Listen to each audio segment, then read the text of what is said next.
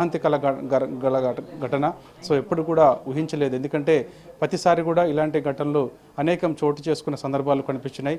So ఘటన జరిగినప్పుడల్లా కూడా ఘటన గల కారణాలు ఏంటనేది కూడా అధికారులు మొత్తం కూడా అక్కడ ఉన్నటువంటి పరిస్థితిని అంతని కూడా అంచనా వేసి ఇంకోసారి జరగకుండా చూస్తారు. కానీ అనూహ్యంగా ఇలాంటి ఘటన చోటు చేసుకోవడం మాత్రం ఒక్కసారిగా కలిసివేసింది. ఎందుకంటే కర్మాగారంలో స్టీల్ మెటల్ షాప్ వన్లో ఒక్కసారిగా ఆ ద్రవం ఉక్కు తరలిస్తున్న సమయంలో కుప్పకూలిపోవడంతో ఆ ద్రవం ఒక్కసారిగా అక్కడ ఉన్నటువంటి కార్మికులపైన పడడంతో మొత్తం పూర్తిగా కార్మికులందరూ కూడా ఒక్కసారిగా ఆ ఘటన అక్కడ పడి ఆ ఉక్కు ద్రవం ఒక్కసారిగా కింద పడినప్పుడు కొందరు తప్పించుకునే ఆ ప్రయత్నం చేసినప్పటికీ కూడా సో వారిపైన ఆ ద్రవం పడడంతో సో వారందరూ కూడా ఒక శరీర భాగాలన్నీ కూడా పూర్తిగా కాలిపోయాయి.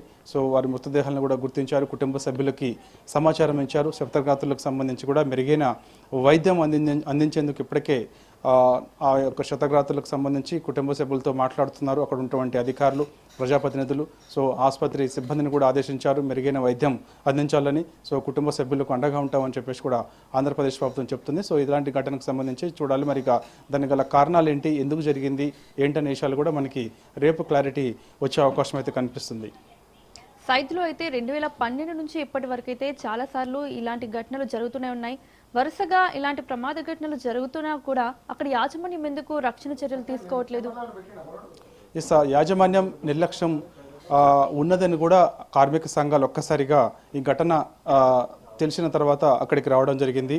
సో వైజాగ్ స్టీల్ ప్లాంట్ వద్ద బైఠాయించి యాజమాన్యానికి వ్యతిరేకంగా నిరసన తెలుపుతూ ఉన్నారు. సో గతంలో ఇలాంటి ఘటనలు చోటు చేసుకున్నప్పటికీ యాజమాన్యం నిర్లక్ష్యం కారణంగానే సో ఈ ఘటనలు ప్రతిసారి కూడా రిపీట్ అవుతున్నాయని చెప్పేసి కూడా కార్మిక సంఘ నాయకులందరూ కూడా చెప్తున్నారు. దీనికి పూర్తి బాధ్యత వహించాలే యాజమాన్యం అని కూడా చెప్తున్నారు. ఇప్పటికే దీనిపైన కేంద్ర మంత్రిగా ఉన్నటువంటి శ్రీనివాస్ వర్మ ఇప్పటికే అధికారులతో మాట్లాడిన తర్వాత వివరాలు అడిగి తెలుసుకున్నారు. సో ఉట్టిన ఢిల్లీ నుంచి ఆయన వైజాగ్కి బయలుదేరారు కాబట్టి సో ఘటన గల కారణాలు ఏంటనేది కూడా తెలుసుకునే అవకాశం అయితే కనిపిస్తుంది.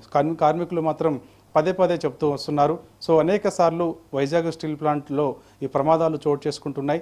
కానీ అధికారుల నిర్లక్ష్యమా లేకపోతే యాజమాన్యం నిర్లక్ష్యమా తెలియదు. కానీ కార్మికులు మాత్రం ఘటనలు జరిగినప్పుడల్లా చాలామంది ప్రాణాలు కోల్పోతున్నారు, గాల్లో కలిసిపోతున్నాయి ప్రాణాలన్నీ కూడా. సో ఎందుకు ఇలాంటి ఘటనలు చోటు చేసుకోకుండా ఉండేందుకు సీరియస్గా యాక్షన్ ఎందుకు తీసుకోవడం లేదు?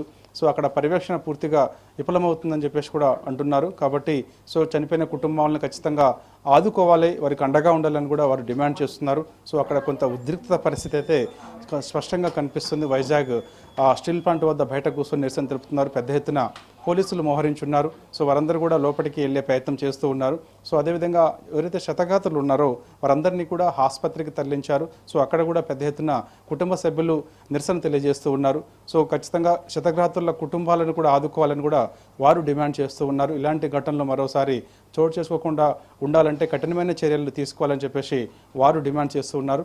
కాబట్టి ప్రస్తుతమైతే అక్కడ టెన్షన్ వాతావరణమే కనిపిస్తుంది వైజాగ్ స్టీల్ ప్లాంట్ వద్ద. ఎందుకంటే లోపలికి వెళ్లేందుకు ఎవరు కూడా ధైర్యం చేయడం లేదు. ప్రస్తుతం మంటలు అదుపులోకి వచ్చాయి.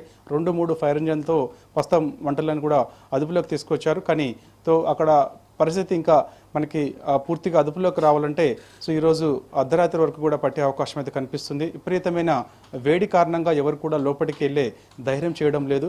కాబట్టి వేడి మొత్తం తగ్గిన తర్వాతనే లోపలికి వెళ్ళి ఇంకెవరైనా ఉన్నారా, ఈ యొక్క ప్రమాదంలో చిక్కుకొని మరణించారా అనే వివరాలన్నీ కూడా అప్పుడు మనకి అధికారులు తెలుసుకునే అవకాశం ఉంది, అధికారికంగా చెప్పే అవకాశం అయితే కనిపిస్తుంది. ప్రస్తుతం అయితే మాత్రం స్పాట్లోనే 8 మంది కార్మికులు మృతి చెందినట్టు అధికారులు చెప్పారు. సో మిగిలిన 2 కొద్దిసేపటి క్రితమే మరణించినట్టుగా కూడా చెప్తున్నారు. సో మిగిలిన 6 పరిస్థితి మాత్రం చాలా తీవ్రంగా ఉన్నట్టుగా కూడా అధికారులు చెప్తున్నారు. కాబట్టి సో మనకి అర్ధరాత్రి ప్రస్తుతం కొంత వేడి తగ్గిన తర్వాత లోపల ఇంకా ఎవరైనా చిక్కుకున్నారా? ప్రస్తుతం అయితే 16 మంది మాత్రమే లోపల పనిచేస్తున్నట్టుగా కూడా గుర్తించారు. కాబట్టి ఇంకెవరైనా ఉన్నారా అనేది కూడా తెలియాల్సి ఉంది. సో దాని పక్కన ఇంకేమైనా ప్రమాదం చోటు చేసుకుందా, అక్కడే చోటు చేసుకుందా అనేది కూడా మనకి ఈరోజు అర్ధరాత్రి లేదంటే రేపు ఉదయం క్లారిటీ వచ్చే అవకాశం అయితే కనిపిస్తుంది. ఇప్పటికే దీనిపైన ఎప్పటికప్పుడు గంటకి ఆంధ్రప్రదేశ్ ముఖ్యమంత్రి నారా చంద్రబాబు నాయుడు, అదేవిధంగా లోకేష్ వీళ్ళందరూ కూడా అధికారులతో మాట్లాడుతూ అక్కడ ఉన్నటువంటి పరిస్థితిని అంతటిని కూడా తెలుసుకుంటూ ఉంటున్నారు.